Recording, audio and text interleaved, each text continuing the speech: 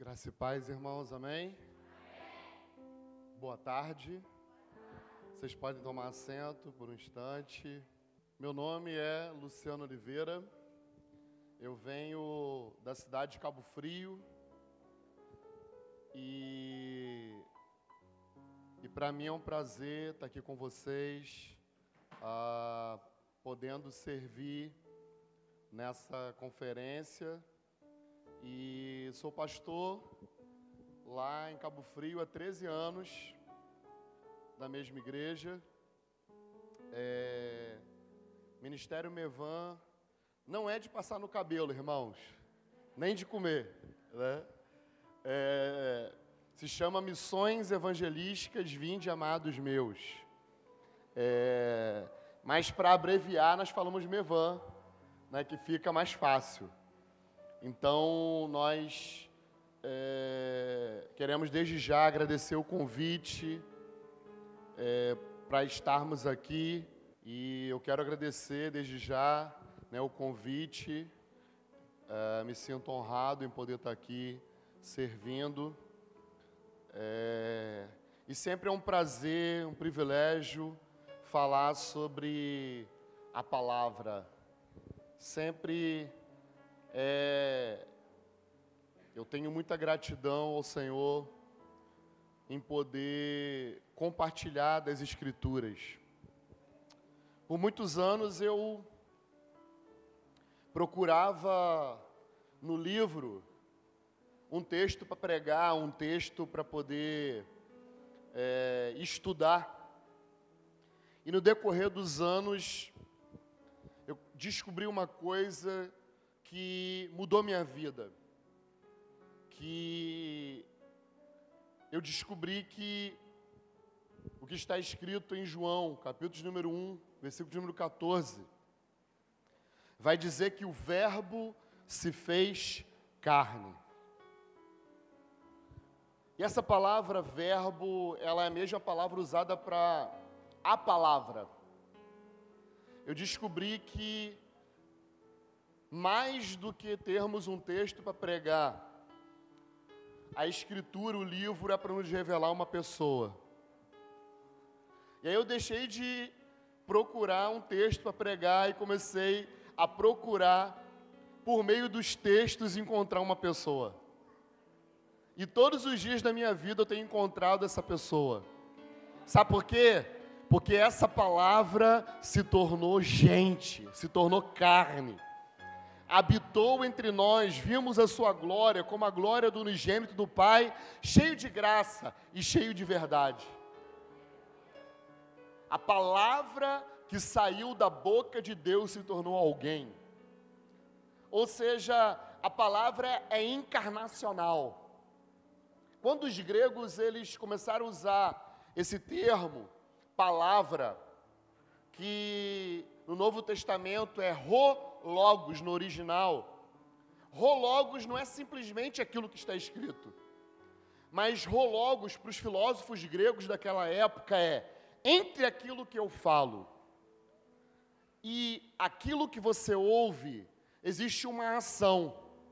Essa ação, quando eu falo e você ouve, é o Logos. Ou seja, enquanto tem um pregador falando, e até chegar no seu ouvido existe uma ação, e essa ação é o Logos, é o Cristo. Ele opera a partir do momento que nós abrimos as Escrituras e falamos sobre ela. Por isso que a palavra possui um poder, porque é o poder do próprio Cristo, tocando nas nossas vidas e transformando as nossas vidas. Então, eu queria deixar aqui essa dica. Existe alguém que deseja se revelar para nós por meio desse livro. Existe uma pessoa que está totalmente disposta a ter comunhão comigo e com você. Essa palavra é viva, eficaz, mais penetrante do que espada alguma de dois gumes. penetra até mesmo na divisão da alma e do espírito, juntas e medulas. E ela está apta a discernir pensamentos e intenções do coração, porque todas as coisas estão nuas e patentes diante daquele com quem havemos de tratar. A palavra é alguém. Não é um conceito, não é um relato, é uma pessoa. É encarnacional. E que nós possamos nos vestir das palavras que vão ser ministradas nesses dias. Que nós possamos tomar posse, que nós possamos trazer para a nossa vida aquilo que foi falado aqui pela manhã, o que vai ser falado agora à tarde, o que vai ser falado à noite. Que não seja apenas mais um momento de termos sensações, de termos emoções, mas que seja um momento de nos apropriar do que está sendo dito, porque aquilo que está sendo dito está cheio da verdade. A verdade não é também um conceito que nós discutimos uns com os outros sobre a verdade. A minha verdade, a sua verdade, não. Yeshua disse, eu sou o caminho e a verdade também é encarnacional. Então, existe uma verdade sendo comunicada, vai ser comunicada até a noite, e que nós possamos nos apropriar dessa verdade. Porque não tem a ver apenas com um discurso, com um relato de coisas que Deus pode fazer, com um relato de coisas que Deus fez, mas tem a ver com alguém que compartilha vida, com alguém que faz fluir um rio que existe dentro de nós, com alguém que está presente aqui exatamente porque nós estamos aqui, porque Ele habita dentro de mim e dentro de você. Então esse é o meu convite hoje. Se aproprie dele, que a palavra sirva para revelar quem Cristo é. Por isso estamos aqui. Amém? Quero te convidar a abrir a Escritura em Mateus, capítulo número 16. Mateus 16, verso 13. Diz assim, quantos acharam? Tendo chegado às regiões de Cesaré de Filipe, Jesus perguntou aos discípulos, quem os homens dizem ser o Filho do Homem? Eles responderam, alguns dizem que é João Batista, outros Elias, outros Jeremias ou algum dos profetas. E Jesus lhes perguntou, e vocês, quem dizem que eu sou? Respondendo Simão Pedro, disse, tu és o Cristo, o Filho do Deus vivo. E Jesus disse, Simão Barjonas, tu és bem-aventurado, porque não foi carne e sangue que te revelaram isso, mas meu Pai que está no céu. E digo-te ainda que tu és Pedro, e sobre essa pedra edificarei a minha igreja. As portas do inferno não prevalecerão sobre ela.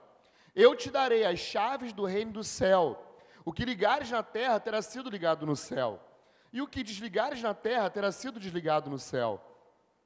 Então, ordenou aos discípulos que a ninguém contasse que ele era o Cristo.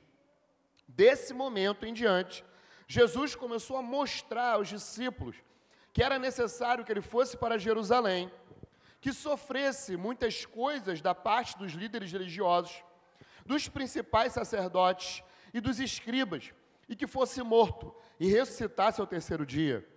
Mas Pedro, chamando-o em particular, começou a repreendê-lo, dizendo, Deus tenha compaixão de ti, Senhor. Isso jamais te acontecerá. Ele, porém, voltando-se, disse a Pedro, para trás de mim, Satanás, tu és para mim motivo de tropeço, porque não pensa nas coisas de Deus, e sim nas que são dos homens. Então Jesus disse aos seus discípulos, se alguém quiser vir após mim, negue-se a si mesmo, tome a sua cruz e siga-me. Pois quem quiser preservar a sua vida irá perdê-la, mas quem perder a sua vida, por minha causa, este a preservará. Amém? Esse texto é muito interessante. Meu tema nessa tarde é falar sobre propósito. E talvez aqui em Mateus seja a primeira vez que Jesus vai estar falando de uma forma diretiva sobre o seu propósito na terra. E eu quero tentar com você construir um pensamento acerca desse texto e extrair aquilo que é verdade para nós e que com certeza vai abençoar o nosso caminho enquanto discípulos e discípulas de Jesus.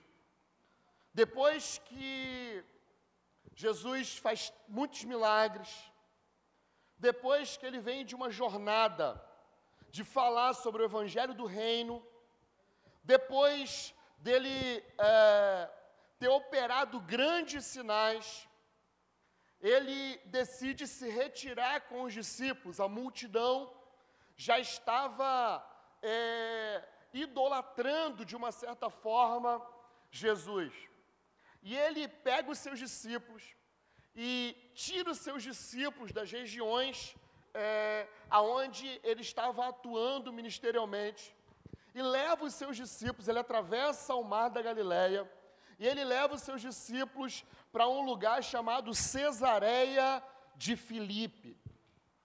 Interessante nós notarmos que essa cidade era uma cidade pouco apropriada para se desenvolver qualquer tipo de discipulado, porque Cesareia de Filipe foi uma cidade construída exatamente para ser o refúgio de César, o imperador romano.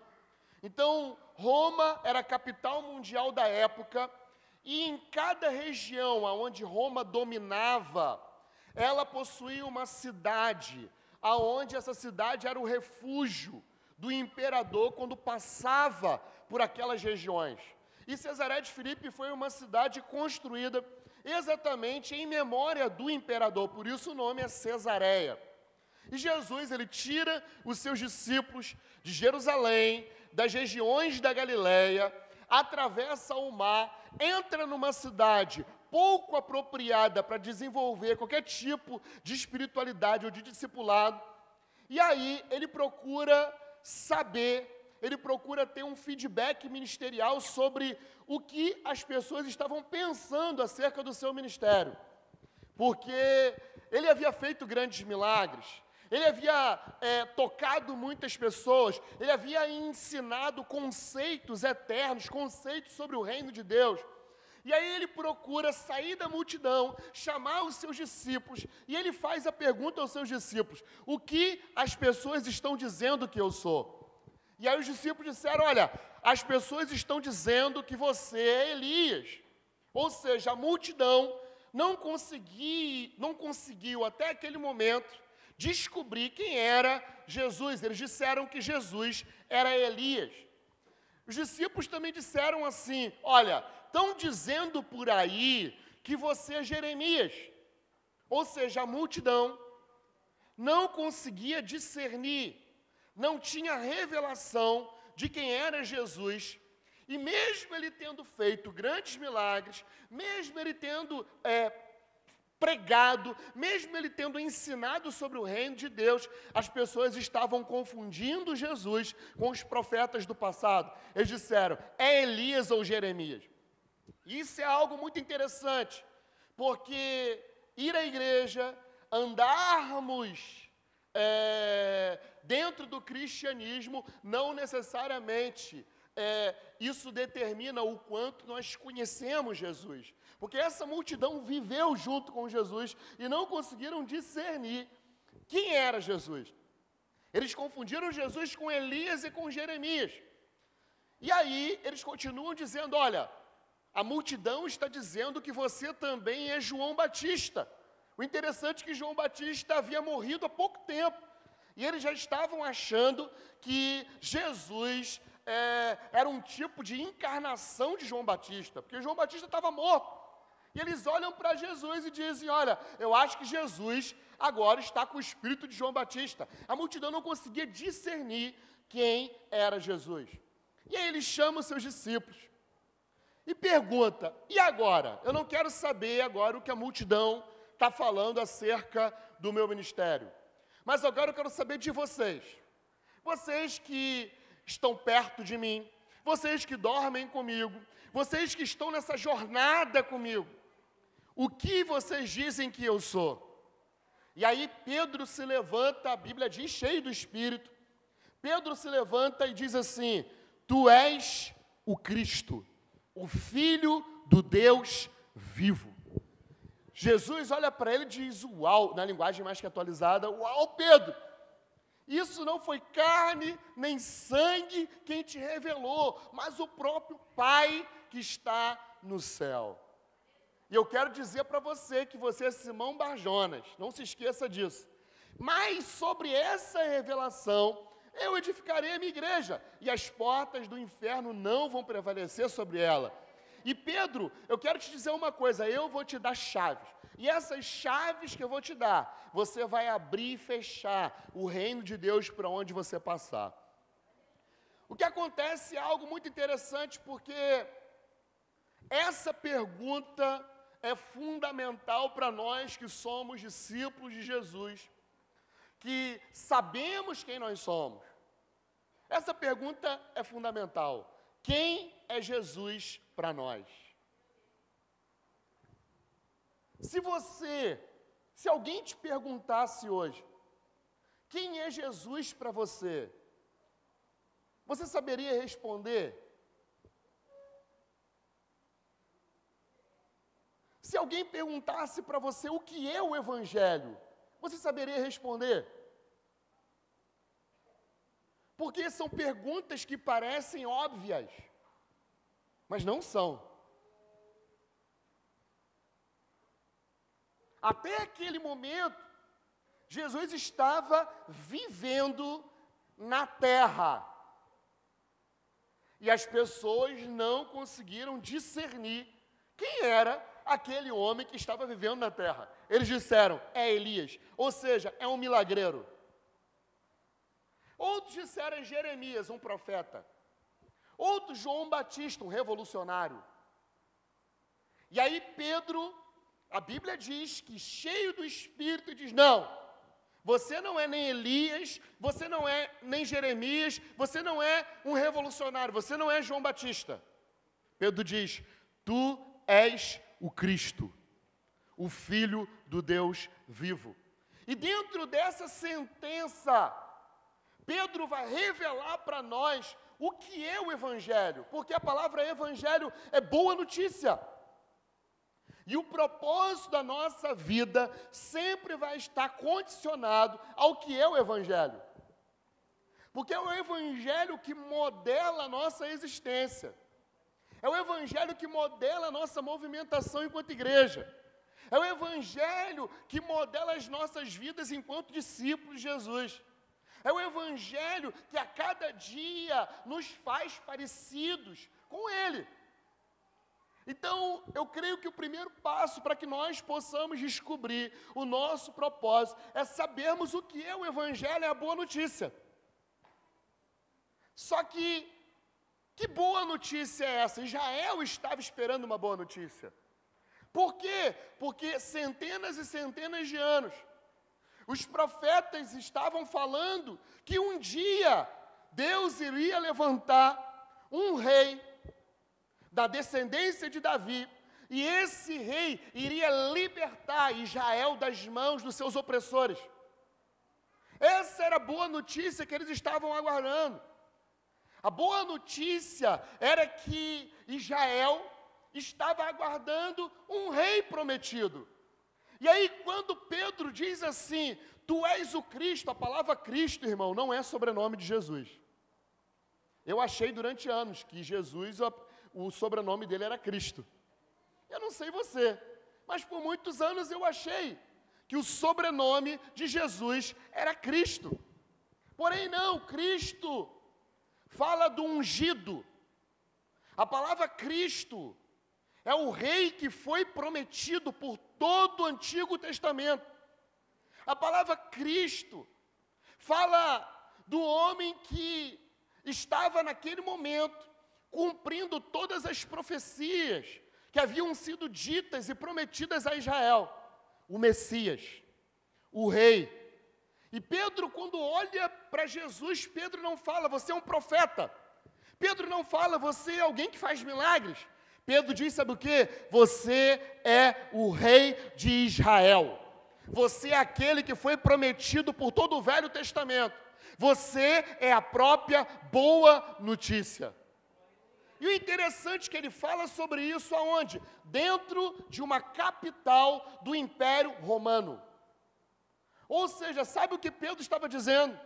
Pedro estava dizendo que os planos de Herodes, quando ele tentou matar o rei, porque haviam profecias que estavam dizendo, sabe o quê? Que o rei de Israel havia nascido há 30 anos atrás. 30 anos atrás dessa revelação, Herodes mandou matar todos os garotos. E agora, Jesus está dentro da casa do inimigo, falando que os planos que eles tinham de matar o rei foram frustrados. Ou seja, o evangelho, ele sempre vai ter uma conotação subversiva. Por quê? Porque nós estamos falando de um rei. Nós estamos falando de alguém que vai subverter a política desse mundo, de alguém que vai subverter os reinos desse mundo, de alguém que é totalmente contra os sistemas que estão operando nessa geração. O evangelho, ele sempre vai ter um ar subversivo. E quando Pedro fala isso, que diz que Jesus era o rei, Pedro estava afrontando os poderes do Império Romano daquela época. E ele está dentro da cidade de Roma naquela geração. Ele diz, existe um rei que é maior do que César. Você é o rei. E a segunda parte ele diz, mas também é o filho. Sabe por que Jesus foi crucificado, querido? João, capítulo número 4, vai dizer, Jesus cura o paralítico do tanque de Betesda.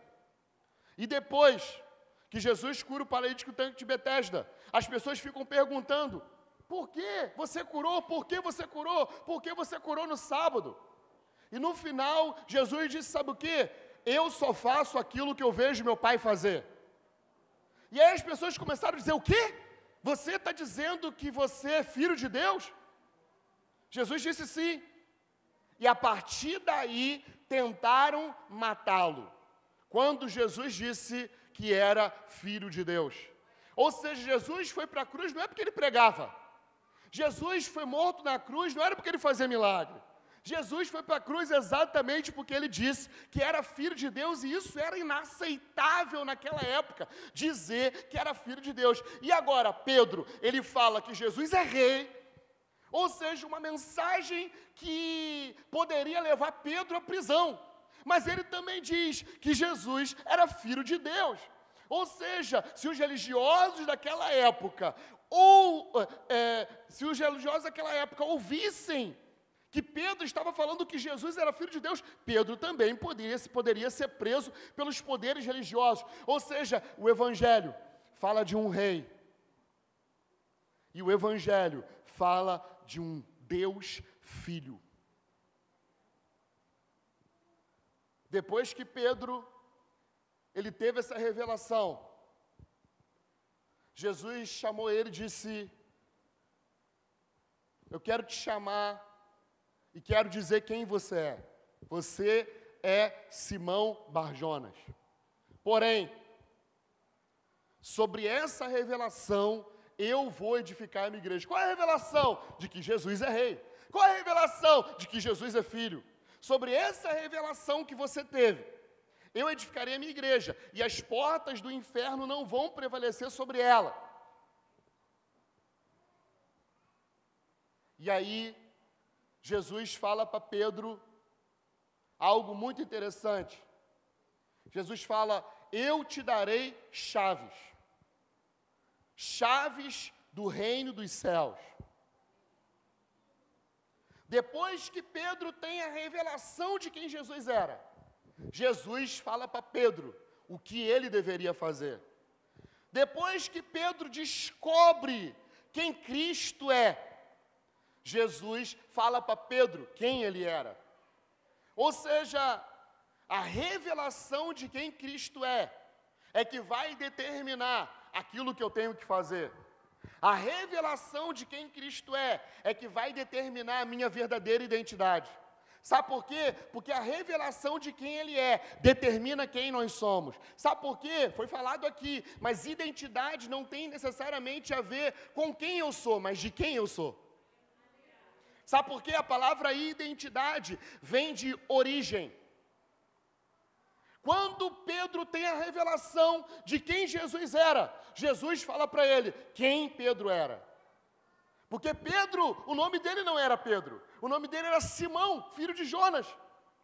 Jesus diz para ele, eu vou te renomear. Porque um novo nome fala de identidade. Eu vou te dar uma nova identidade. E dentro dessa nova identidade, eu vou colocar um propósito da sua vida. E o propósito da sua vida é ser o embaixador do reino dos céus, aqui na terra. Ou seja, nós só vamos descobrir aquilo que nós temos que fazer, o propósito pelo qual nós nascemos, quando nós descobrirmos quem Ele é. Porque a nossa vida está atrelada à vida dEle. Abra comigo Efésios 2:10. Diz assim, porque somos feitura dEle, criados em Cristo Jesus para as boas obras, obras previamente preparadas por Deus para que andássemos nelas. Amém? Somos feitura de quem? Criados em quem? Cristo. Diga assim comigo. Eu fui criado em Cristo. Então, identidade fala de quem eu sou. Porque essa palavra feitura é a palavra poema. É como se Deus escrevesse a nossa história numa folha. Cada um de nós foi escrito por Deus antes da fundação do mundo. Ou seja, antes que você chegasse no ventre da sua mãe, já existia uma história a seu respeito. Já existia uma identidade, já existia um propósito, já existia uma vocação, já existia um caminho. Antes mesmo que você levantasse a sua mão e dissesse, Cristo, eu estou aqui, Ele já te conhecia pelo seu nome. Porque somos feitura dEle. Fomos criados em Cristo Jesus. A partir do momento que você crê, querido, você recebe uma identidade coletiva. Ou seja, não tem mais a ver com quem eu sou, mas de quem eu sou. Porque, sabe o que acontece? Nós vivemos em meio a uma geração que tenta se autoafirmar por meio das coisas que se faz. Então as pessoas são conhecidas hoje por meio daquilo que se faz. Então, quando alguém pergunta para você quem você é, na verdade ela quer saber o que você tem e o que você está fazendo.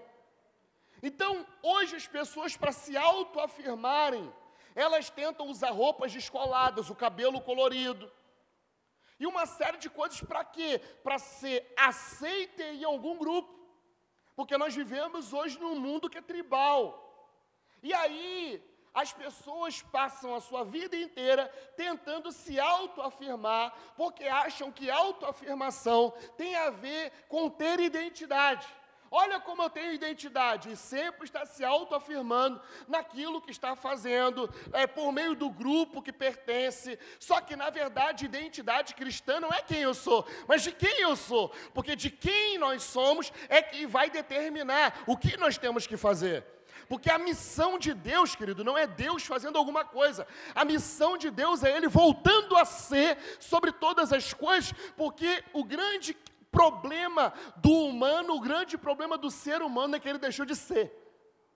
E a revolução que Deus deseja fazer é a revolução que faça o homem voltar a ser quem ele nasceu para ser.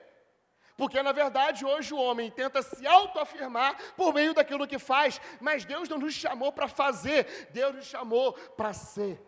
E o nosso ser tem a ver com aquele que nos criou para ser. Quando Pedro diz, eu sei quem você é, Yeshua disse para ele, eu também sei quem você é, Simão Bar Jonas. Nunca se esqueça disso. Porém, eu vou te dar um novo nome. Antes da fundação do mundo, o seu nome não era o nome que o seu pai deu.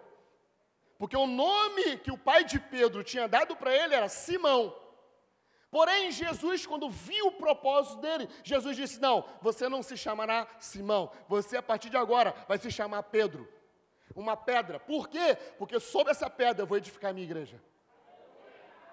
Quando os apóstolos, no capítulo 4 de Atos, eles viram um homem chamado José. Esse homem chamado José foi um homem que vendeu todos os seus bens e depositou aos pés dos apóstolos. Os apóstolos olharam para aquele homem chamado José e disseram, seu nome não é José, seu nome a partir de agora vai se chamar Barnabé.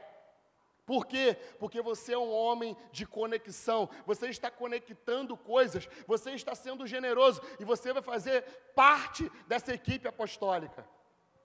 Deus sempre vai renomear, sempre vai mudar a natureza daqueles que creem. Sempre. Quando Ele está dando um novo nome, Ele está recalculando a rota. Porque nome fala de identidade, e identidade libera o nosso destino. Quando você sabe quem você é, você não faz mais tudo. Sabe por que nós fazemos tudo? Porque nós não sabemos quem nós somos. Porque quando você sabe o que é, você não vai fazer tudo o que tem para fazer. Por quê? Porque o filho só faz aquilo que ele vê o pai fazer.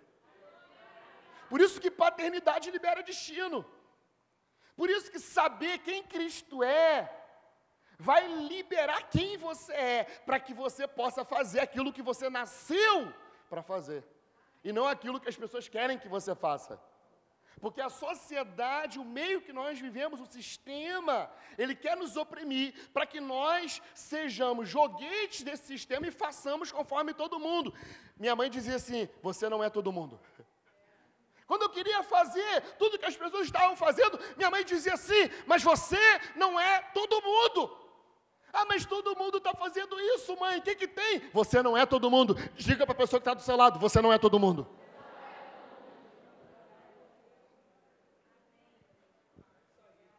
Somos feitura dele, criados em Cristo Jesus. A palavra feitura é poema. Meu irmão, poema é algo complicado. Quando eu estava estudando, tinha dentro das matérias de línguas, tinha essa matéria chamada literatura e a gente tinha que interpretar poema. Coisa difícil é você interpretar poema. Por quê? Porque quando o poema rima, né? Quando o poema rima, legal, você vai olhar e vai dizer, cara, esse poema é muito legal, está rimando, né? Aí você acha lindo, você vê... Porém, quando não rima, um poema está lá, você olha, o que esse cara quis dizer com isso? Tem uma música que fala, segredos de liquidificador. Que praga é essa de segredo de liquidificador? Não é? Você vai ler um poema e você fica, que isso? Que isso quer dizer? Por quê? Porque para compreender um poema, você precisa compreender a mente do autor. Você precisa compreender a cultura do autor. Você precisa compreender a geografia, os sentimentos que estavam naquela época, quando o autor escreveu aquele poema. Então, os poemas não são óbvios. Eles exigem técnica para que você possa compreender o que foi escrito. Porque a maioria dos poemas são complicados, sim ou não? A Bíblia diz que eu e você somos poema de Deus, criados e feitos em Cristo. Você entende porque a gente é complicado, irmão?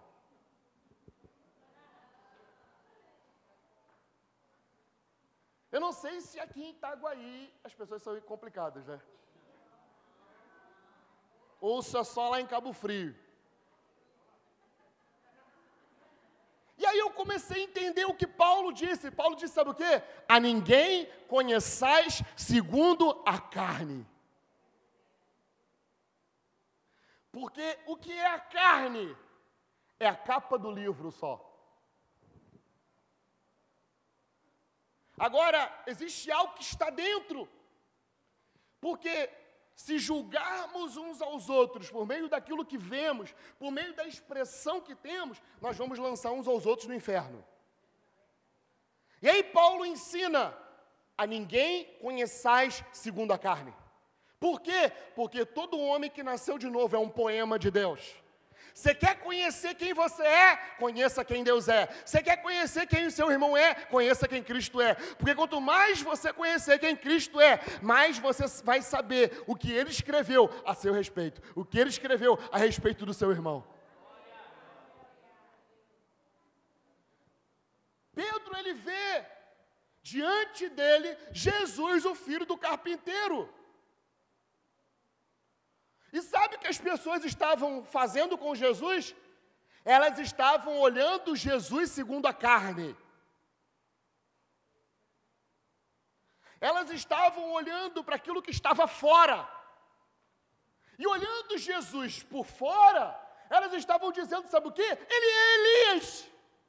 Elas estavam equivocadas. Por quê? Porque elas estavam julgando segundo aquilo que os seus olhos veem. Elas estavam dizendo, ele é Jeremias. Por quê? Porque eles estavam olhando por fora. Eles estavam olhando a capa do livro. Elas diziam, é João Batista. Mas elas não conseguiram enxergar o que estava dentro. Sabe o que acontece com Pedro? Pedro, ele enxerga não a capa do livro. Pedro, ele tem uma visão que faz com que ele enxergue não Jesus o carpinteiro, mas o Cristo que estava dentro de Jesus. Pedro vê o que estava dentro.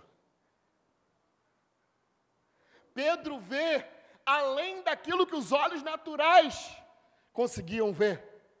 Porque os olhos naturais começaram a dizer que ele era Elias, que ele era João Batista, que ele era Jeremias. Porém, Pedro viu o que estava dentro. Pedro não viu Jesus, o carpinteiro, o filho de José. As pessoas diziam assim de Jesus. Falavam assim, esse não é o filho do carpinteiro? Porém, Pedro, quando olhou, ele não viu o filho do carpinteiro. Ele viu o poema de Deus. Abra comigo João, capítulo número 1.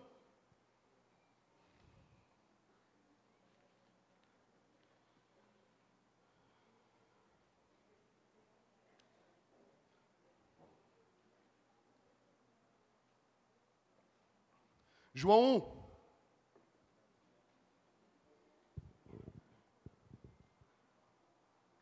Olha a visão que João, o apóstolo, tem de Jesus. No princípio era o Verbo, e o Verbo estava com Deus, e o Verbo era Deus. Quem é o Verbo, irmãos? E quem é o Verbo? Cristo. Ok? João está falando de Jesus. João está dizendo que no princípio Jesus era. Jesus estava com Deus. Jesus era Deus. Aí depois, olha, ele vai continuar. Todas as coisas foram feitas por intermédio do Verbo, de Jesus, amém? E nada do que foi feito sem Ele existiria. Ok? Então, quem criou todas as coisas? Colossenses 1. Para ficar mais explícito. Colossenses 1, verso 15.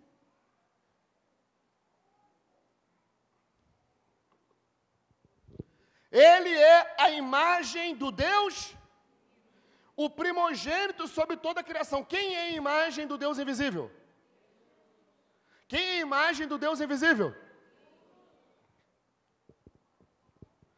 O primogênito sobre toda a criação, porque nele foram criadas todas as coisas, nos céus e na terra, visíveis e invisíveis, tronos, dominações, principados, poderes, tudo foi criado por ele e para ele. Ele existe antes de todas as coisas e nele tudo subsiste. De quem todas as coisas que existem foi criada? A partir de quem?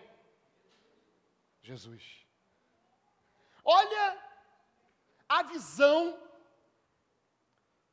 que João tem e que Paulo tem. eles não enxergam o judeu de 33 anos. Mas eles têm uma visão do Deus eterno que estava encapsulado, que estava dentro de Yeshua, o judeu. Quando Pedro diz assim, tu és o Cristo, Pedro estava vendo o Deus eterno. Pedro estava vendo a imagem do Deus invisível. Pedro estava vendo aquele que é antes de todas as coisas e aquele por quem todas as coisas existem. E Colossenses 1, verso 16 diz que ele ainda sustenta todas as coisas. Pedro vê a revelação antes da revelação. Pedro vê o que tinha antes do Gênesis. Pedro vê o que tinha antes do início. E antes do início havia Cristo. E a criação estava dentro dele. E eu e você estávamos dentro dele.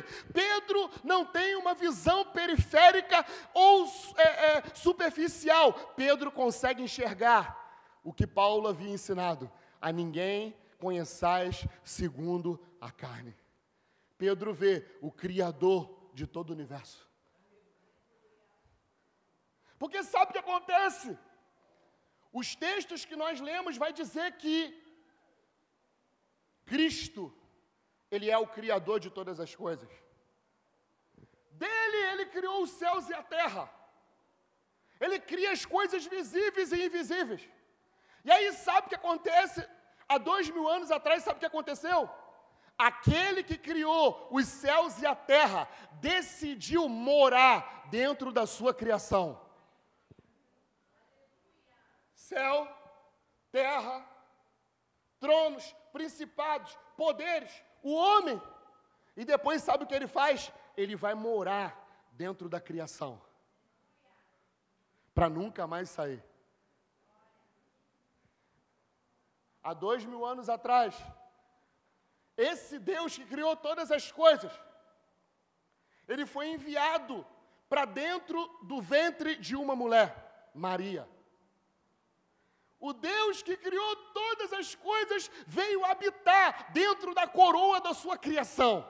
Ela recebeu aquele que criou todas as coisas, porém, Ele é tão grande que Ele é capaz de morar dentro de nós. E com 9 meses ele saiu, mas ele saiu encapsulado. Nasce Jesus, porém o Deus eterno estava dentro dele. O Deus eterno estava dentro dele. E ele foi crescendo e se desenvolvendo. E as pessoas estavam dizendo, sabe o quê? É o filho do carpinteiro, é Elias, é Jeremias. Mas ninguém conseguiu enxergar o que estava dentro dele. Pedro, com uma visão, por revelação, por meio de um raio-x espiritual, ele enxerga o que estava dentro. O que nós estamos carregando? Ele viu o que estava dentro. Ele viu além dos estereótipos. Ele viu além daquilo que os olhos podiam ver. Porque Paulo disse, nós não andamos por aquilo que nós vemos. Mas nós andamos pela fé. Pela fé, não naquilo que se vê. Porque o que é fé? A certeza das coisas que se esperam e a prova daquilo que não se vê, porém existe. Só é invisível. E Hebreus 12 diz que isso que é invisível, um dia vai abalar tudo aquilo que é visível e se vê. Porque aquilo que é invisível é mais poderoso do que aquilo que se vê. Por quê? Porque tudo que se vê foi criado a partir daquilo que não se vê. Então, nós devemos construir a nossa vida em cima daquilo que não se vê, com os olhos naturais, porém pela fé. Como nos enxergamos? Porque ainda não somos aquilo que havemos de ser. Porém, estamos no caminho. Existe da mesma forma um homem espiritual dentro de mim e dentro de você. Quando você creu, o seu eu, o seu verdadeiro eu. Você que foi criado em Cristo Jesus antes da fundação do mundo, foi colocado aqui dentro. Existe uma outra pessoa dentro de você. Existe um Cristo dentro de você. Existe um Cristo dentro de nós. E aí Jesus, ele fala, Pedro, sobre essa revelação de quem eu sou. Eu vou edificar a minha igreja aí, e aí as portas não vão prevalecer, as portas do inferno. Por quê? Porque você está conhecendo realmente quem eu sou. E quando você conhece quem eu sou, você não vai ter problema contra as portas do inferno. Por quê? Porque eu vou estar edificando a igreja e nós vamos avançar contra os portões do inferno. Só que é necessário você saber quem eu sou. Quanto mais sabemos quem Ele é, mais Ele edifica-nos e mais avançamos contra as portas do inferno. Porque redefinir o conceito das portas do inferno é importante, sabe por quê? Porque porta no reino medieval era lugar, querido, de ataque. Todo reino, primeira coisa que ele fazia era destruir as portas do inimigo. Então, quando Jesus ele fala que as portas do inferno não vão prevalecer, ele está dizendo, enquanto eu edifico a minha igreja, a igreja está avançando para saquear as portas do inferno. Ou seja, não é a porta do inferno que está aberta, vindo para nos atacar, não. É enquanto nós conhecemos quem Ele é, o quanto o Espírito nos revela quem Cristo é, mais a sua igreja avança contra as portas do inferno. Ou seja, igreja não é um lugar, querido, de nós estarmos aqui presos com medo do inferno, não. Igreja é um lugar onde Ele nos edifica e nós avançamos contra o inferno. Sabe por quê? Porque o inferno sabe o final dele. Está determinado. Porque lá em Gênesis já foi determinado, sabe o quê? Que o filho da mulher iria esmagar a cabeça da serpente. E hoje, Cristo está em nós. Cristo está em mim e em você. Jesus continua falando com Pedro. E diz, Pedro, essa obra vai ser operada pelo Espírito. Essa obra vai ser operada enquanto nós desenvolvemos o conhecimento, não intelectual, mas o conhecimento espiritual de quem Jesus é. Por isso eu falei no início que as Escrituras são para revelar uma pessoa. Porque somente o conhecimento dessa pessoa é que vai me dar o autoconhecimento. E quando eu tiver o autoconhecimento, eu vou saber o que eu tenho que fazer. Porque eu vou voltar a ser aquilo que eu nasci para ser. Eu vou ser aquilo que eu fui projetado para ser, porque Efésios 2:10 diz que nós fomos criados nele para boas obras, ou seja, ele preparou boas obras para que nós pudéssemos andar nessas boas obras, e ele preparou isso antes da fundação de todas as coisas, ou seja, existe um destino perfeito para mim, para você e para todos aqueles que creem em quem Cristo é, mas não apenas creem em quem Cristo é, mas também desenvolve a cada dia o conhecimento de quem Ele é. Pedro conheceu quem Ele é por meio do Espírito. Não tem como conhecer a Cristo por meio de outra forma que não seja pelo Espírito. Não existe nenhuma técnica, não existe nenhuma fórmula. Não tem como dizer para você, assim você vai conhecer Cristo. Não tinha como, nem Jesus fez isso com Pedro. Sabe o que aconteceu? O Pai revela o Filho a quem Ele quer. E a função do Filho é revelar o Pai. E aí o Filho só faz aquilo que vê o Pai fazer. Por quê? Porque ele sabe que é Filho e ele reproduz as obras do Pai.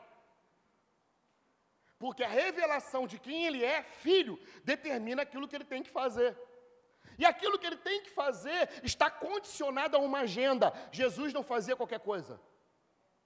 Havia uma agenda. Havia um propósito. Ou seja, eu e você Não podemos fazer coisas aleatórias ou o que nós queremos. Não. Existe um plano eterno, desenhado pelo próprio Deus, antes da fundação do mundo. Existe um plano, existe uma missão, existe um propósito.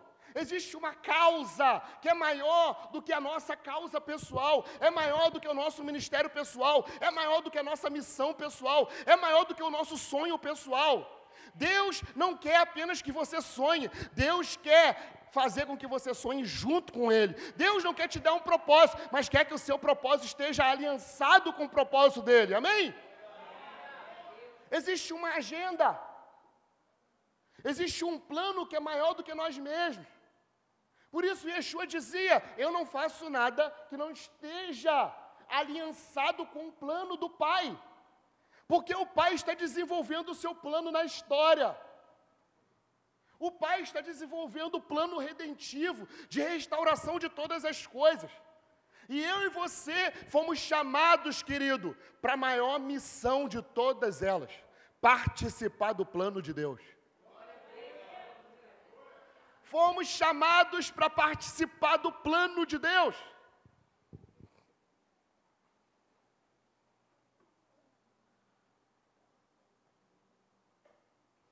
Amém?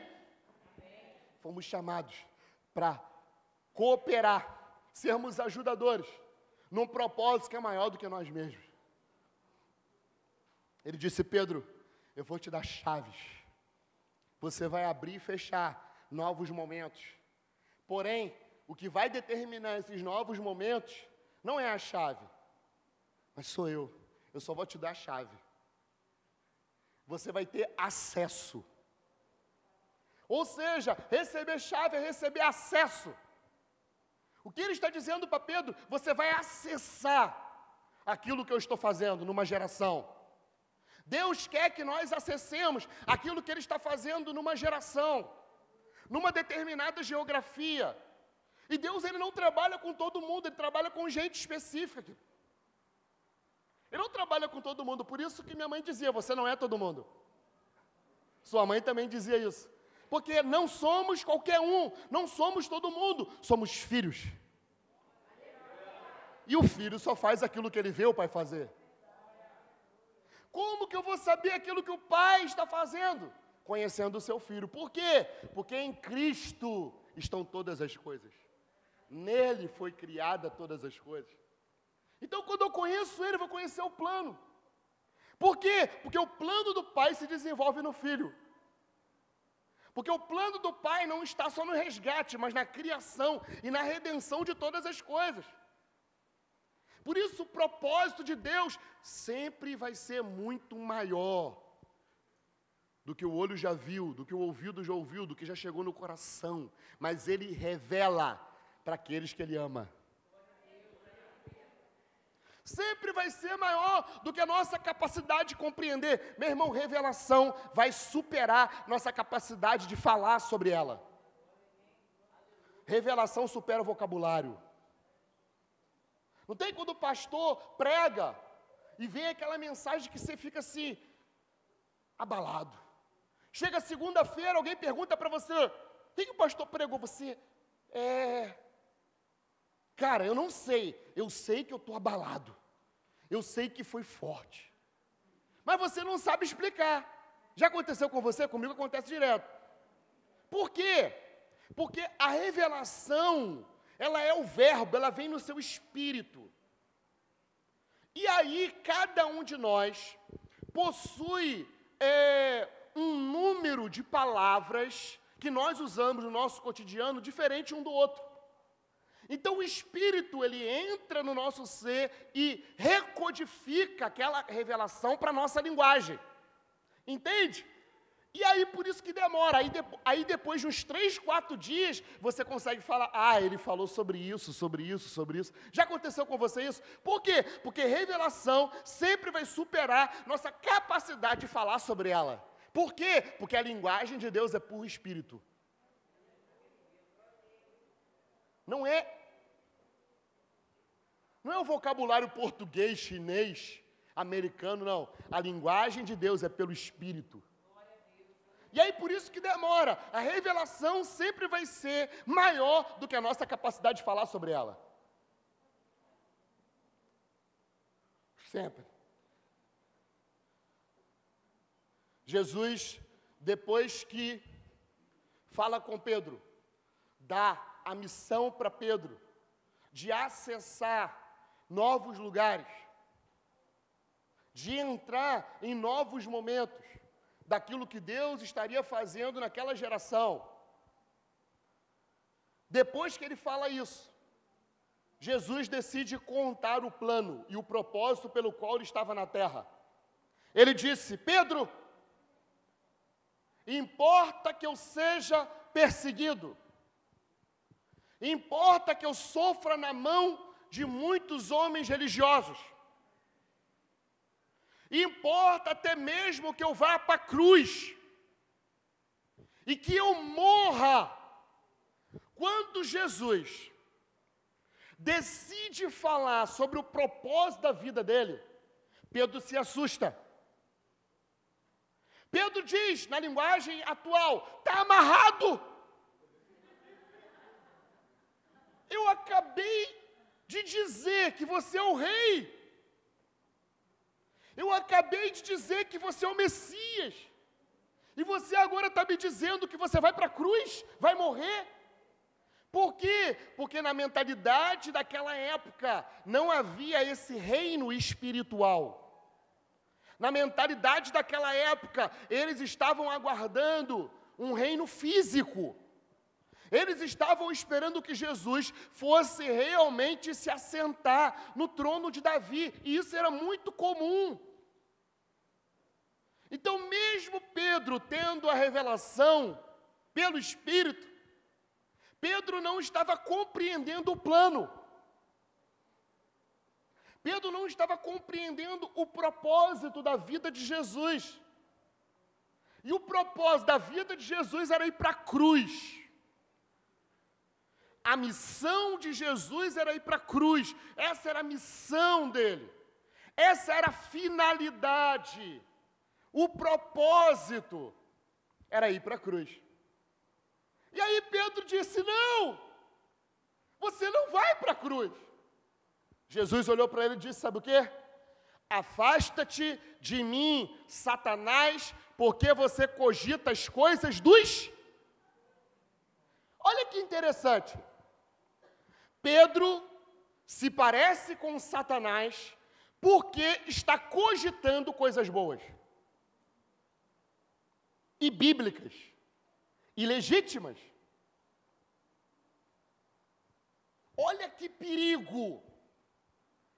Pedro é chamado por Satanás porque só queria ver a Bíblia se cumprindo. Como assim? Jesus é o rei de Israel, então ele deveria tomar o seu reino. Pedro não queria que Jesus morresse. A vida de Deus ou não, irmão? A vida não é o bem de Deus? Querer que alguém viva não é de Deus? Sim, Pedro queria coisas de Deus. Pedro queria cumprir a profecia de que Jesus iria se assentar no trono de Davi. Era bíblico, legítimo, direito legal de orar e de pedir isso. Porém, isso tudo estava desalinhado com aquilo que Deus estava fazendo naquela geração. Ou seja, coisas boas, fora do plano de Deus, desassociadas do plano de Deus, nos tornam como Satanás. Se Jesus falou isso para Pedro, imagina para mim.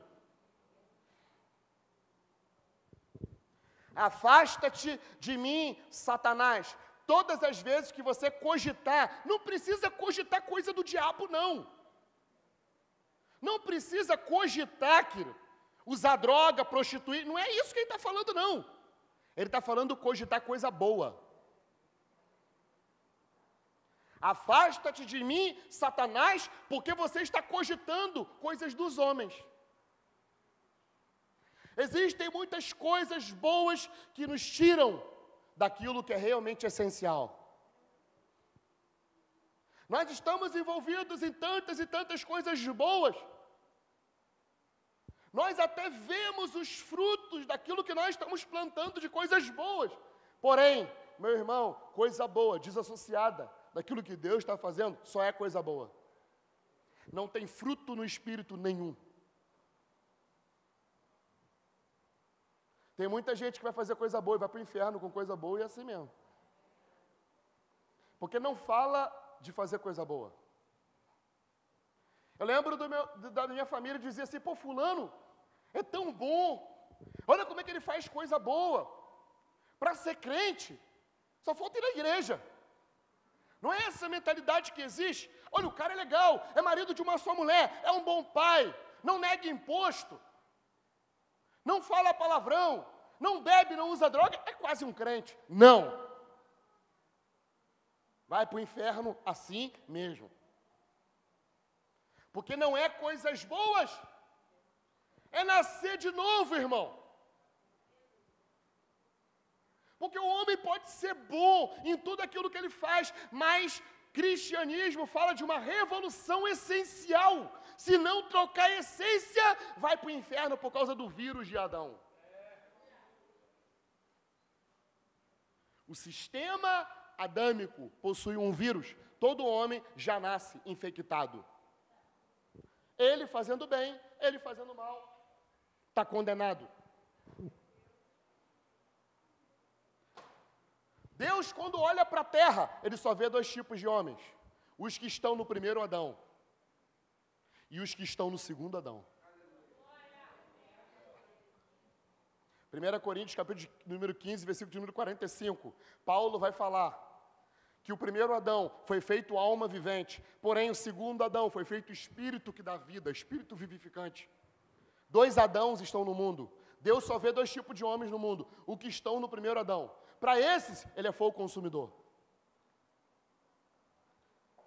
Aqueles que estão no segundo Adão, para esse, ele é amor. Os que estão no primeiro Adão já estão condenados. E os que estão no segundo Adão já estão salvos. Por quê? Porque para Deus é sim e não. Não existe meio termo. É sim, sim, não, não. Passou disso, procedência maligna.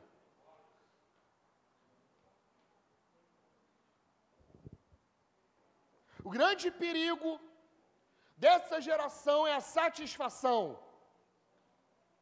Nós vivemos em meio a uma geração da satisfação, do prazer, do conforto. E aí nós dizemos ainda assim, nós queremos tirar Jesus do propósito, igual Pedro, e ainda dizemos, mas isso está na Bíblia. Pedro fez isso também. E se pareceu com Satanás, exatamente por causa disso.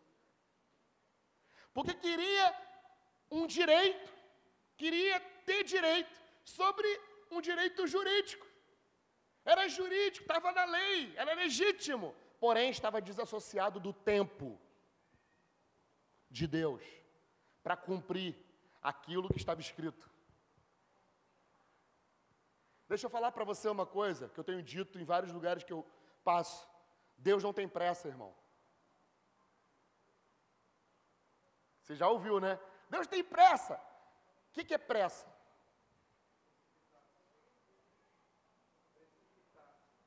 Precipitar-se.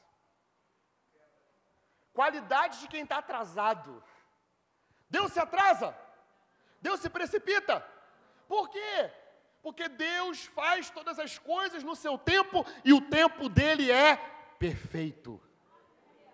Então Deus tem pressa? Não. Da onde nós tiramos isso? Eu preguei isso anos da minha vida, até ler a Bíblia. Deus não tem pressa, sabe por quê? Porque Ele é eterno. Pedro queria pressa, vamos cumprir rápido essa profecia aí. E ele se pareceu com Satanás por causa disso, porque andou desalinhado do tempo.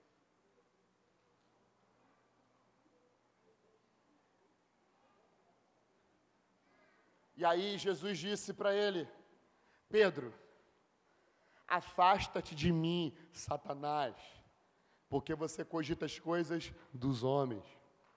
Os homens querem fazer as coisas dentro do seu tempo. dentro das suas projeções. Porém, Deus não trabalha igual homem. Aí ele disse: você quer me seguir, Pedro? Você quer me seguir, discípulos? Então, primeiro, vocês precisam negar a vocês mesmos.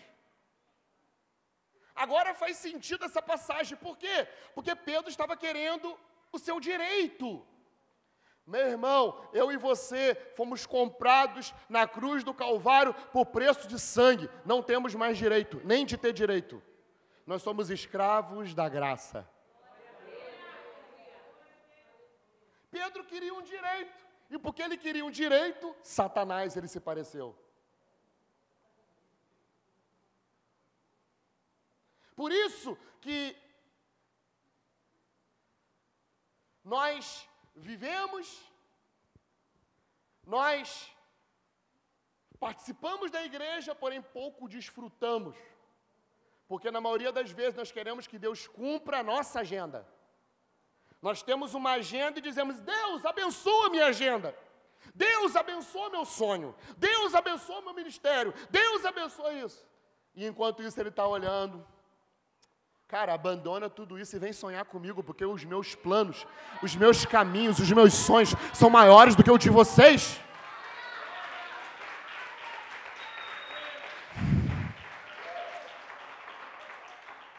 E a gente: não, é meu, não, é meu. E Deus está: cara, vem, sobe para cá, que eu quero te mostrar as coisas que eu vou fazer além dessas. Deus sempre tem um lugar mais alto, meu irmão.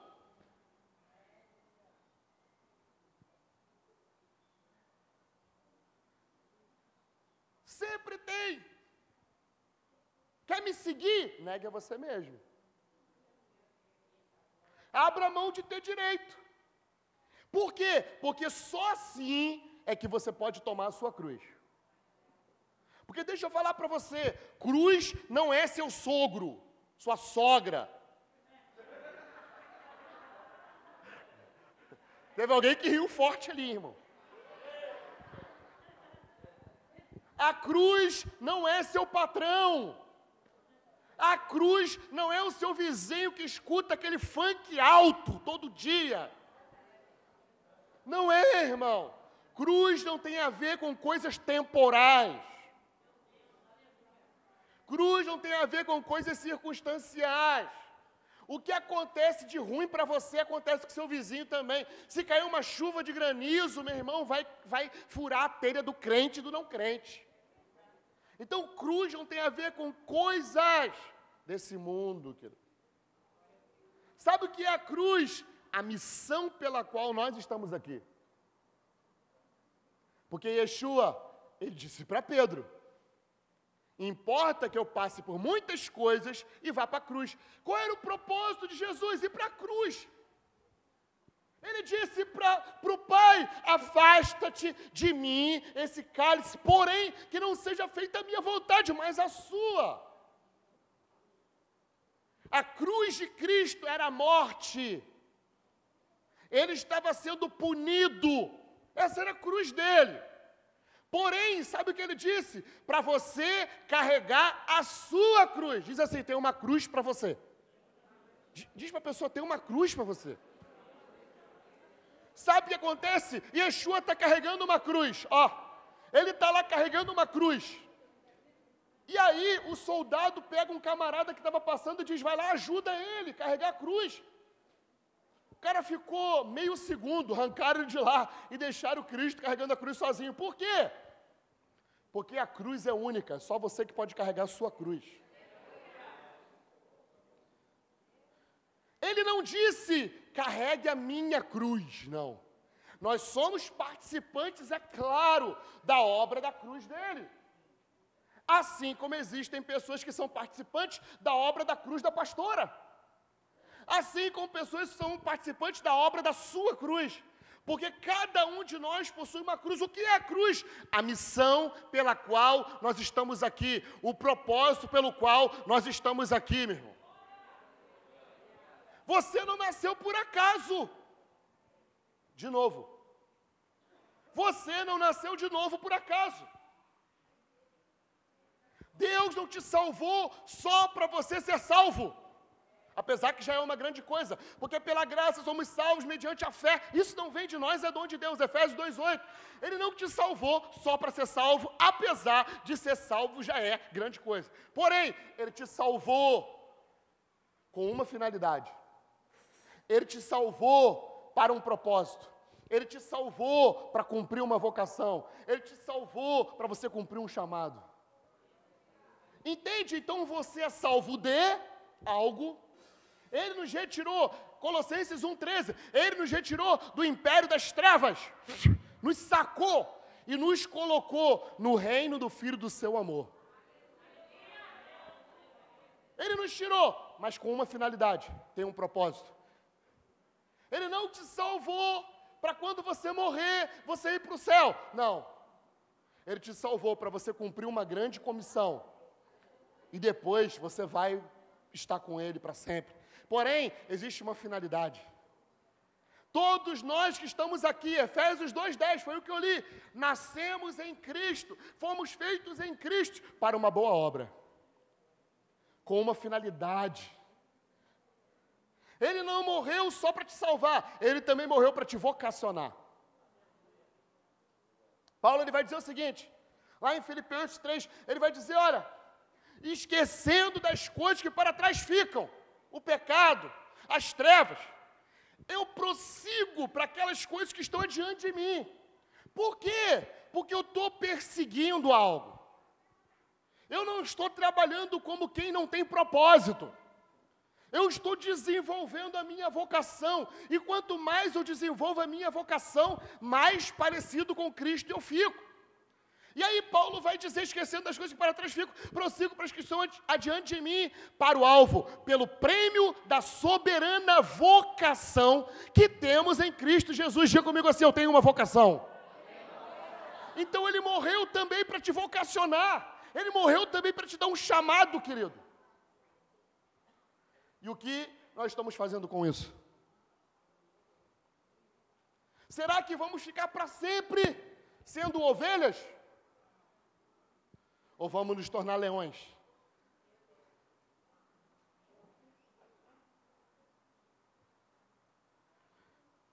Salvação, Deus nos deu de graça, sem a gente merecer. Ele nos sacou do império das trevas. Ele colocou adiante de você uma vocação para você cumprir, um chamado. Te deu talento. Mateus 25 diz que a um ele deu 1 talento, a outro 2 talentos e a outro 5, ou seja, todo mundo recebeu talento. Não importa quantos talentos nós recebemos, mas o que importa é que Ele nos deu. Uns têm pouco, outros têm muito, outros estão sobrando até talento. Porém, o que importa não é quanto recebemos de talento, mas é o que é que estamos fazendo com os talentos que Ele nos deu.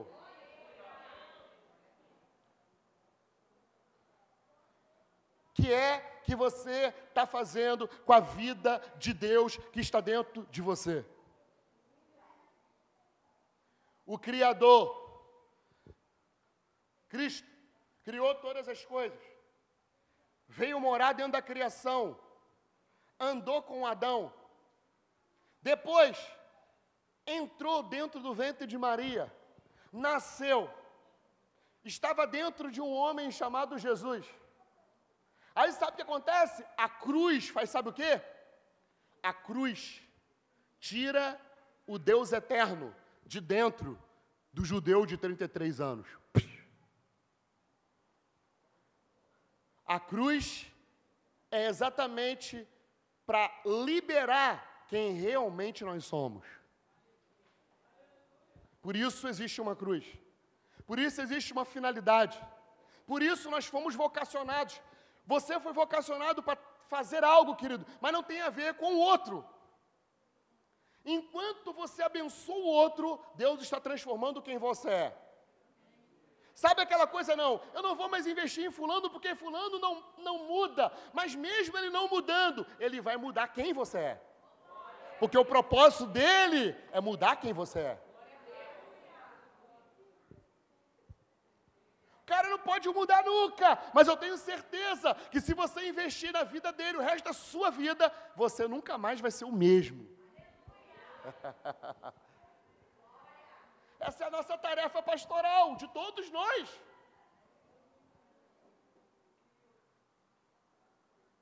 Porque mesmo que eles não mudem, eles vão mudar quem nós somos. Por quê? Porque não, a finalidade da vocação é aperfeiçoar o vocacionado. A finalidade de você ter sido vocacionado é transformar quem você é, até que todo homem possa ser entregue perfeito a Cristo. Então o que acontece? Se não desenvolvemos a nossa vocação, nós estaremos imperfeitos. Então, estou te dando uma bomba hoje. Por quê? Porque a partir de agora, você, meu irmão, vai ter que descobrir quem Cristo é. Por quê? Porque no fim, você precisa ser como Ele foi. Como Ele é. A segunda bomba é que você precisa desenvolver aquilo que Ele te deu. Porque senão o trabalho vai estar imperfeito. A obra vai estar imperfeita. Então, se você achava que a finalidade da salvação era apenas você estar aqui na igreja, morrer e ir para o céu, não, tem um caminho a ser percorrido. E esse caminho a ser percorrido não é só do ministério de louvor, não é só dos pastores, é de todo cristão. É de todo aquele que confessa Jesus na sua vida. Porque Cristo está preparando uma grande família para o Pai. Ele era o unigênito de Deus, porém, ele se tornou o primogênito dentre muitos irmãos. Sabe o que acontece? Deus, quando olha para nós, querido, Ele olha por meio de uma lente. A cruz deu uma lente ao Deus eterno. A lente se chama Cristo. Quando Ele olha para mim e para você, Ele nos olha por meio do Seu Filho. Por quê? Porque um dia eu e você vamos ser iguais ao Seu Filho. Porque Ele é o primeiro dentre muitos irmãos. Então por que Deus não me olha agora da forma como eu sou? Porque senão Ele me fulminaria. Porque aqueles que estão no primeiro Adão, ele é fogo consumidor. Então agora ele me olha por meio de Cristo, até que eu me torne parecido com meu irmão mais velho. Existe um propósito. A Bíblia diz em Efésios 4, verso 11, que uns ele chamou para apóstolos, outros profetas, outros pastores, mestres, evangelistas. Com uma finalidade, aperfeiçoar os santos para a obra do ministério, para a vocação. Por que Deus deu esses ministérios à igreja? A morte de Cristo fez com que Cristo liberasse dons sobre a igreja, homens dons sobre a igreja. E para que isso serve? Para nos aperfeiçoar. E a palavra aperfeiçoar é dar o último toque. É dar a última preparada. Isso é aperfeiçoar. Esses ministérios não são para pegar a obra bruta, a pedra bruta, e transformar ela numa obra de arte, não. É para pegar uma obra de arte que falta um detalhe e aperfeiçoar. Estão comigo? Isso é aperfeiçoamento dos santos. Para quê? Por quê? Porque os santos são cristãos em desenvolvimento. Por quê? Porque eles precisam chegar a uma única fé em Cristo. Eles precisam o aperfeiçoamento dos santos para a obra do ministério, até que todos cheguemos a uma única fé. Ao pleno conhecimento de quem é Jesus. E a estatura de varão perfeito. Por isso Paulo disse, esquecendo as coisas que para trás ficam, eu prossigo para o alvo. Qual é o alvo? Se parecer com Jesus. Porque eu vim dele, eu vou para ele, eu preciso ser igual a ele. Então a vocação não é por causa do outro. Primeiro, eu preciso amar a Deus acima de todas as coisas. E me amar, porque senão eu não vou conseguir amar o outro. É um processo. E aí, quanto mais eu sirvo por amor, mais eu estou me tornando apto a ser transformado por esse amor. E esse amor vai me conformar com o Filho de Deus. E aí, eu não vou mais olhar ninguém segundo a carne. Porque o homem espiritual, ele julga todas as coisas e de ninguém ele é julgado. Por quê? Porque ele não vai dar opinião precipitada. Ele não vai falar de ninguém segundo aquilo que os seus olhos veem. Ele não vai falar nada sem que tenha passado pelos ouvidos espirituais. Mas ele vai discernir como um homem espiritual, porque ainda que a pessoa não seja quem ela nasceu para ser, ele sabe que aquela pessoa está num processo de desenvolvimento. Porque ainda estamos no processo de desenvolvimento. Porém, homens espirituais não veem segundo a carne, mas segundo o Espírito. E eu quero, nesse momento, perguntar para você o quanto nós estamos olhando segundo a carne e o quanto nós estamos olhando segundo o Espírito. O quanto nós conhecemos Jesus, o judeu, mas não o Cristo, o Filho, o Deus eterno. Porque ele não é só um homem que fez história e milagres. Não.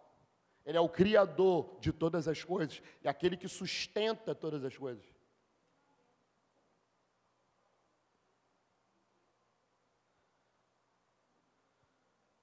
Negue-se a si mesmo.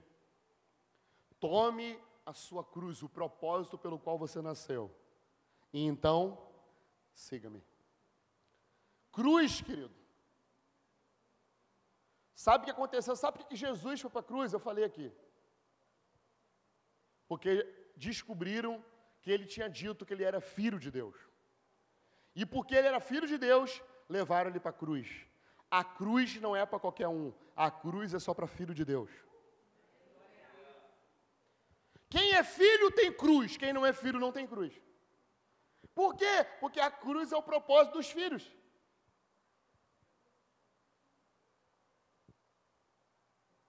Só vai para a cruz quem é filho.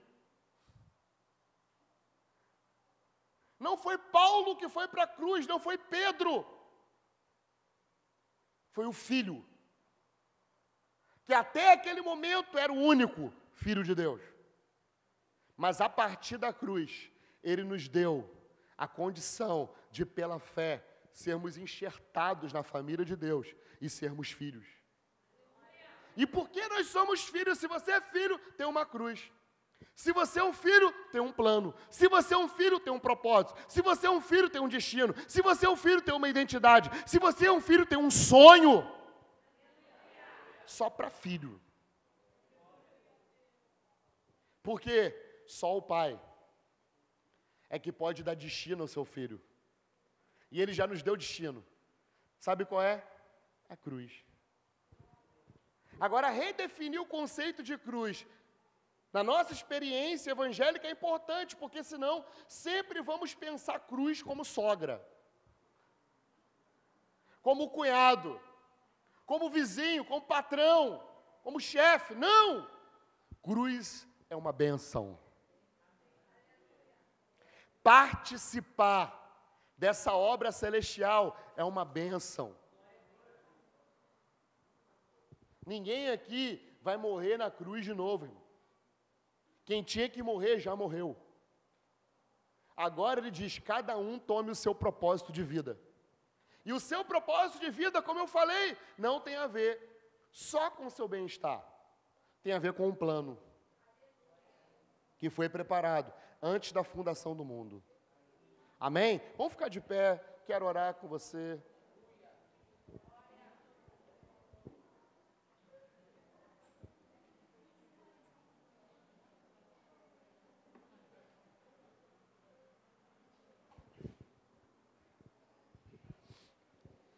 Eu quero fazer uma oração específica.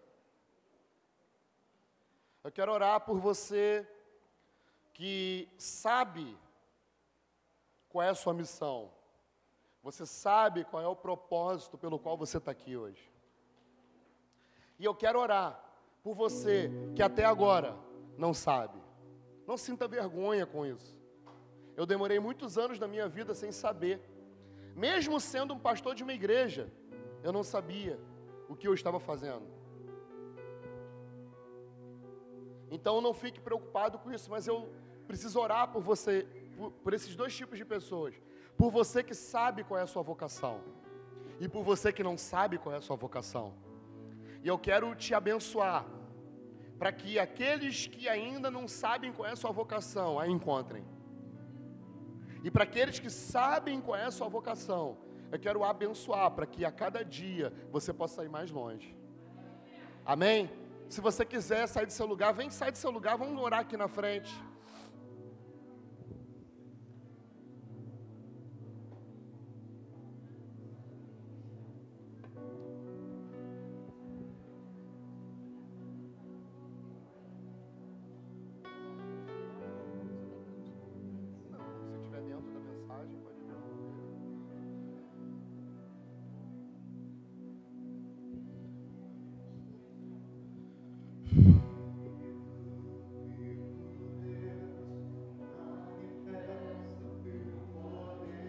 Revela o peso da sua glória.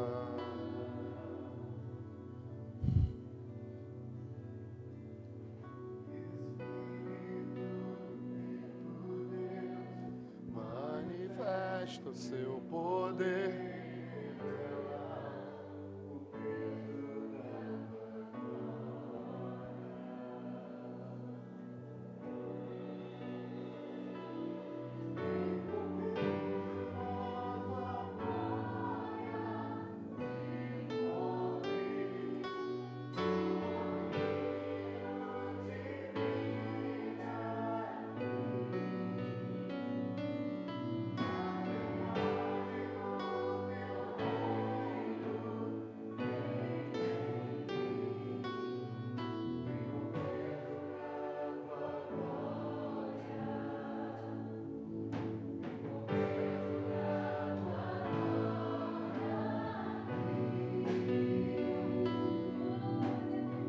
Aleluia!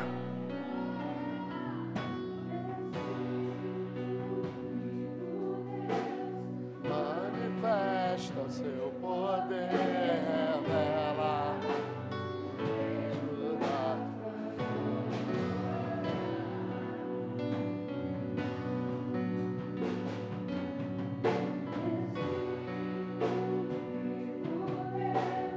Manifesta o seu poder. O peso da tua glória.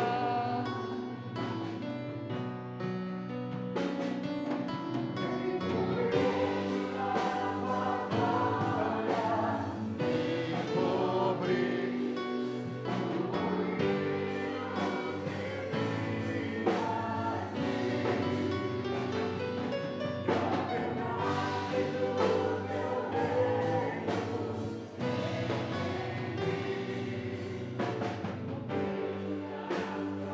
Pai, obrigado, Senhor.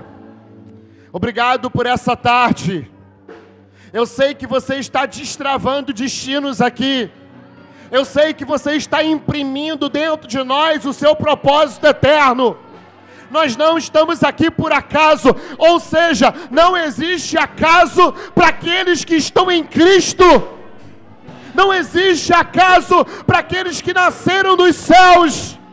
Eu te peço, Senhor, aqueles que ainda não descobriram, Senhor, o seu propósito, a sua vocação, eu te peço agora, espírito de sabedoria e de revelação, para que eles possam ter o conhecimento da sua verdade, Senhor. Em nome de Jesus, destrava, desata nessa tarde, destrava, desata nessa tarde, Senhor. Libera, Senhor, o destino de alguns aqui, em nome de Jesus. Eu abençoo também, Senhor, Senhor, todos os vocacionados, aqueles que já estão envolvidos com a obra, Pai, pela qual eles nasceram, Senhor, eu te peço, dá velocidade, dá poder, eu te peço, dá sabedoria, Senhor, dá revelação, Pai, em nome de Jesus. Eu quero te pedir, Senhor, sobre esse grupo, sobre as mulheres dessa casa, Senhor, sobre esse congresso, Senhor, eu te peço que você faça coisas grandes, eu te peço que você faça coisas grandes, eu te peço que você, Senhor,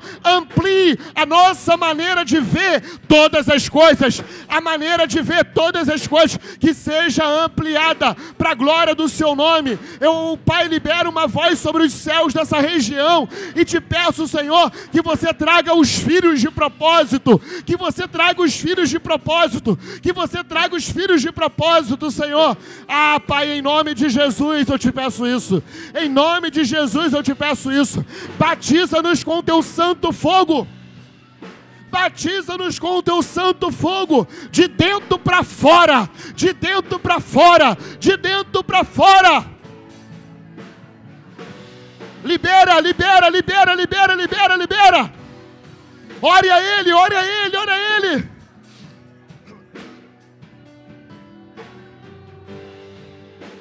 Na placala xara, calanama, naranara, xere.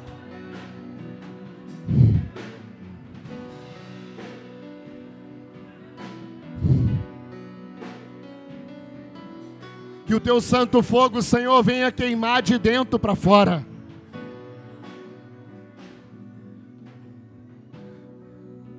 Recria o nosso homem interior. Nos dá a revelação de quem Jesus é.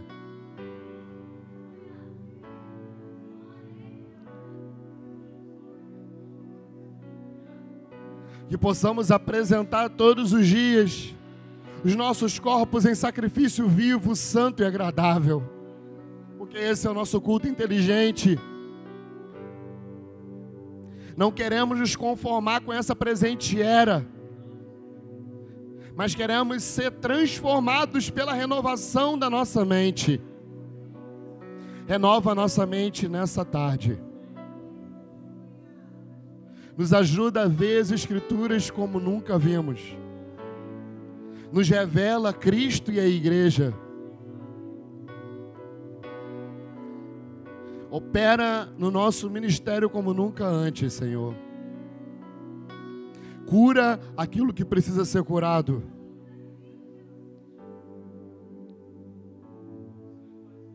Que esse dia seja um dia de cura. Que esse dia seja um dia de restauração. Que esse dia seja um dia de recriar. Recria, Senhor. Novos momentos, novas oportunidades. Recria, Senhor. Só a sua voz, que é poderosa, que faz abalar o deserto de Cádiz. A sua voz, Senhor, que é poderosa para abalar a terra, o céu. A sua voz, Senhor, é capaz de recriar, de abalar o nosso homem interior. Abalar as coisas visíveis para permanecer aquilo que é invisível. Que aquilo que é invisível é eterno.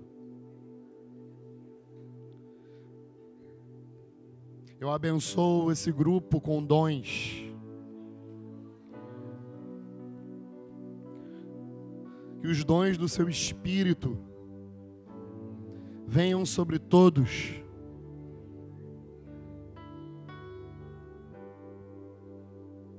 Que os ofícios ministeriais sejam aperfeiçoados para que a igreja seja como Cristo. Não nos deixa ver apenas aquilo que é externo, mas nos dá uma nova maneira de ver todas as coisas. Nos ajuda a ver pelos olhos do nosso coração, pelos olhos do nosso espírito, pelos olhos do nosso entendimento. Por isso modela a nossa mente, nos dá a mente de Cristo, Porque só na mente de Cristo é que podemos acessar as memórias de Cristo. E os planos de Cristo são maiores do que os nossos. Os pensamentos são maiores. Por isso tudo nós queremos fazer sempre na sua memória. Sempre acessando os seus pensamentos. Faz-nos frutificar em toda boa obra.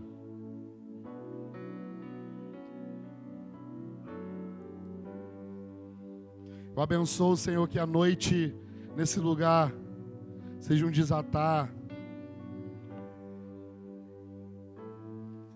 Que haja crescimento, Senhor, de dentro para fora. Em nome de Jesus. Amém. Vamos dar uma salva de palmas a Ele, amém, irmão? Deus te abençoe. Você pode voltar para o seu lugar.